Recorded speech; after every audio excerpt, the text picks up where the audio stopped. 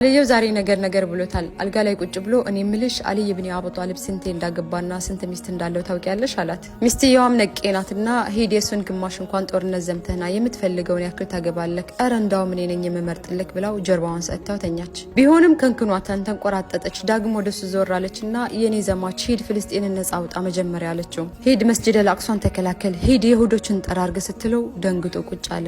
ወይ ጉዴ ዛሬ አፌን በልቶኝ ራሴ ላይ ነገር አመጣሁ እያለ ብቻውን ያግመተምት ጀመር። ደግማም ዘወራለች። ኢማም አሊ የኸይበር ዘመቻን ከፍቷል። አንተና ልጅክ የሽንት ቤት በር ተዘግቶባችሁ መክፈት ያቃታችሁ ሰዎች ናችሁ።